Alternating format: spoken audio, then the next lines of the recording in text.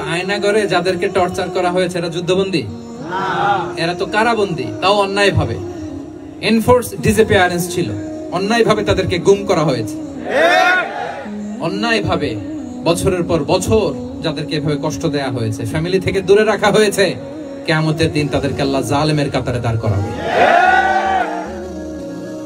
ইসলাম কারাবন্দীদের দূরের কথা, যুদ্ধবন্দীদের সাথে ভালো আচরণের কথা বলেছে। আল্লাহ বলেন ওয়ায়ুতঈমুনা আত-তাআমা আলা হুব্বিহি মিসকিনান ওয়া ইয়াতীমান ওয়া আসীরা। বিশ্বাসীরা গরিব দুঃখীদের জন্য খাবার খাওয়ায়, যুদ্ধবন্দীদেরও খাবার খাওয়ায়, যুদ্ধবন্দীদেরও খাবার খাওয়ায়।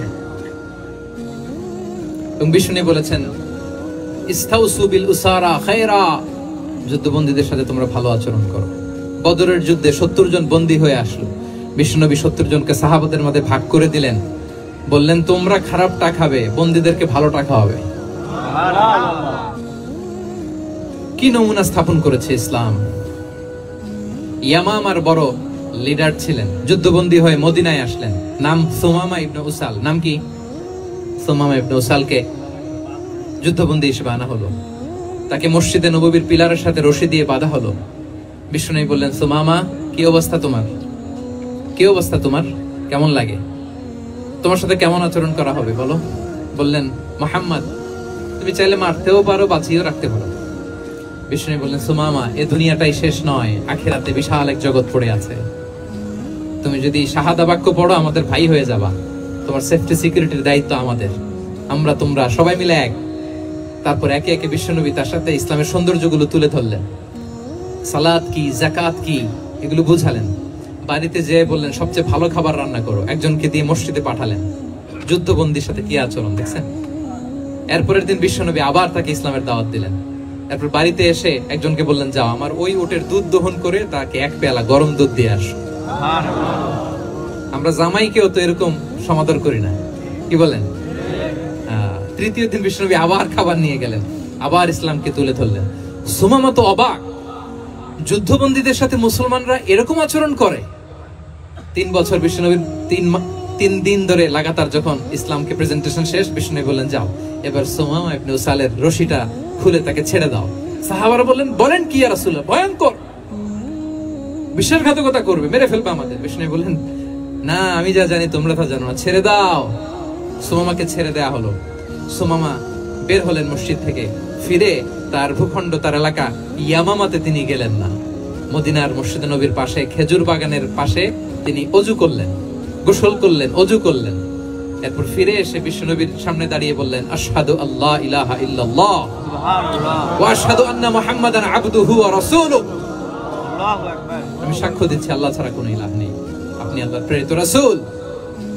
হে মুহাম্মদ, আপনার চাইতে নিকৃষ্ট মানুষ আমার কাছে কেউ ছিল না, কিন্তু এখন থেকে আপনার চাইতে কোনো প্রিয় মানুষ আমার জীবনে নেই। ইসলামের চাইতে নিকৃষ্ট কোনো ধর্ম আমার জানা ছিল না, আজ থেকে ইসলামের চাইতে প্রিয় ধর্ম আমার কাছে নেই। মদিনার চেয়ে নিকৃষ্ট কোনো শহর আমার কাছে ছিল না, সবচেয়ে অপছন্দের শহর, আজ থেকে মদিনার চেয়ে প্রিয় শহর আমার কাছে নেই। দিস ইজ ইসলাম।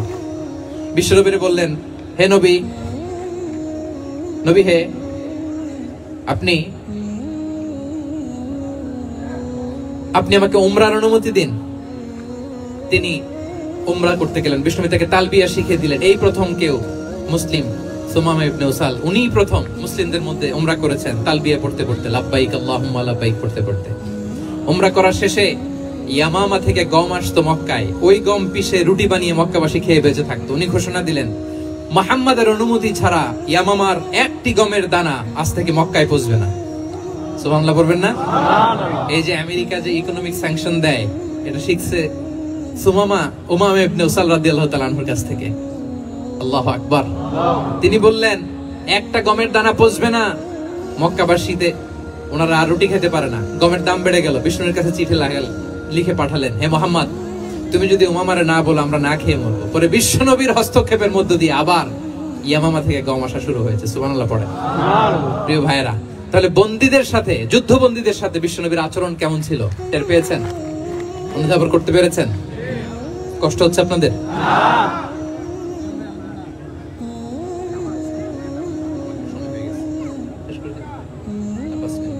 জি, মাগরিবের সময় হয়ে গেছে, আমরা এখনই শেষ করছি প্রিয় ভাইরা। ভিক্ষুকের সাথে তিনি কি আচরণ করতেন দেখেন। বিশ্বনবী আর 2-1 মিনিট মিস করবেন না, এই 2-3 মিনিট এদিক সেদিক তাকাবেন না। ভিক্ষুকের সাথে কি আচরণ, বিশ্বনবী কখনো না বলতে পারতেন না। কেউ হাত পাতলে কি বলতে পারতেন না?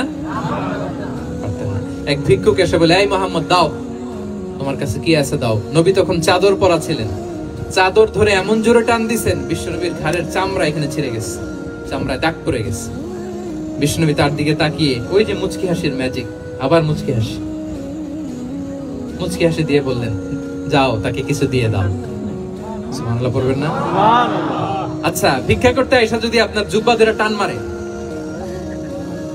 জামার কলার ধরে টান মারে, এই দে, কি করবেন বলেন? ওই যে মায়ের, মানে ডানে ভাই আর কোনো সলিউশন নাই, খালি মায়ের, খাইজো মায়ের, খাইলো মায়ের। দেখেন, ভিক্ষা করতে এসে জামা ধরে টান দিয়ে ঘাড়ের চামড়া এখানে দাগ ফেলে দিয়েছে, কিন্তু বিশ্বনবী হাসি দিয়ে সলিউশন করলেন। সুবহানাল্লাহ পড়েন। শত্রুদের সাথে তিনি কেমন আচরণ করেছেন? আল্লাহ আল্লাহ আল্লাহ। তায়েফের ময়দানে রক্তাক্ত হয়েছেন, রক্তাক্ত। পাহাড় রক্ষী ফেরেশতারা বলে, নবী আপনাকে রক্তাক্ত করেছে? তায়েফে কেন গেছিলেন বিশ্বনবী? জমির বায়না করতে না? তায়েফে জমি কিনতে গেছিল না?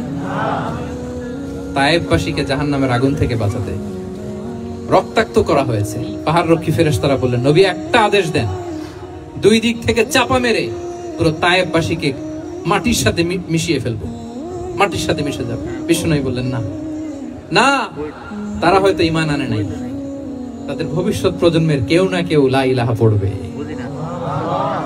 কেউ না কেউ লা ইলাহা জপবে, তাই হয়েছে। তায়েফে যদি যান, আল্লাহু আকবার, মসজিদ আর মসজিদ, শান্তি আর শান্তি। আল্লাহু আকবার। উহুদের ময়দানে দাঁত শহীদ হয়েছে, রক্তাক্ত হয়েছে, হেলমেট ভেঙে কপালে পাথর ঢুকেছে।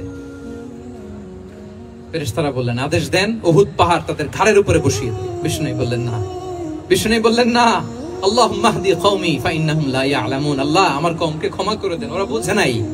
দেখেন, শুধু ক্ষমাই চান নাই যে আল্লাহ ওদেরকে মাফ করে দেন, ওদের হয়ে কৈফিয়ত দিয়েছেন আল্লাহকে, এক্সকিউজ দিয়েছেন। আল্লাহ কেন কেন ক্ষমা করবেন? কারণ ওরা বুঝে নাই, এক্সকিউজ দিয়েছেন, তাদের হয়ে কৈফিয়ত দিয়েছেন। এই ছিল শত্রুদের সাথে বিশ্বনবীর আচরণ। যুদ্ধের ময়দানে ঘোষণা দিতেন, খবরদার ওদের নারীদের গায়ে হাত দিবে না, শিশুদের গায়ে হাত দিবে না, গবাদি পশু মারবে না, কোন পাদ্রীর গায়ে হাত দিবে না। গোটা বিশ্বের কেউ, কোন যুদ্ধের সেনাপতি যুদ্ধের ময়দানে এমন মানবতা দেখাতে পারে না। চিল্লায় বলেন ঠিক কিনা?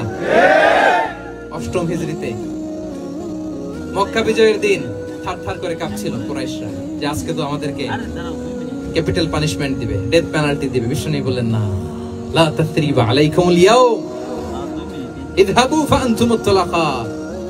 4-5 জনকে তিনি শাস্তি দিয়েছেন, গণহারে শত শত হাজার হাজার পরিবারকে তিনি ক্ষমা করে দিয়েছেন।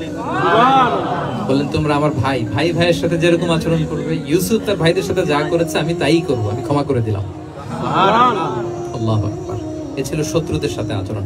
শেষ কথা বলি, শেষ কথা হচ্ছে প্রাণীর সাথে বিশ্বনবীর কেমন আচরণ ছিল। প্রাণীর সাথে একবার এক আনসারের খেজুর বাগানে ঢুকলেন, ঢুকে দেখেন একটা উট কাঁদে। কি কাঁদে? উট কাঁদে। কানে কানে এসে বিশ্বনবীকে কি যেন বলে যায়। বিশ্বনবী রেগে বললেন, এই উটের মালিক কে? এক আনসারী সাহাবী বললেন, ইয়া রাসূলুল্লাহ আমি। বিশ্বনবী বললেন, তোমার কি ভয় হয় না আল্লাহর? কলিজার মধ্যে আল্লাহর ভয় নাই?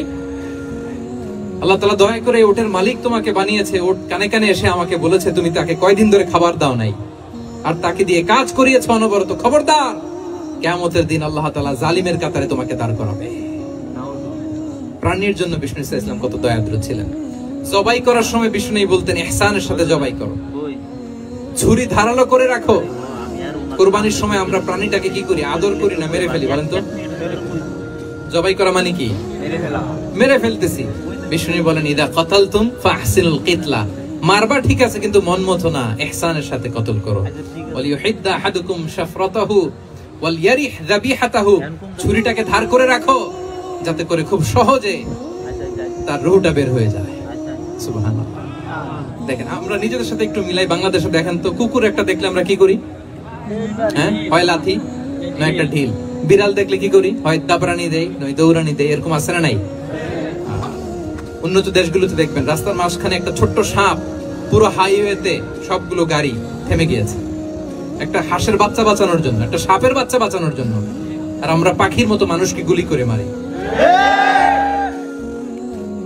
মানুষকে আমরা গুলি করে মারি পাখির মতো নির্বিচারে। প্রিয় ভাইরা, বিষ্ণু ইসলাম প্রাণীর প্রতি আমাদেরকে দয়াদ্র হতে বলেছেন।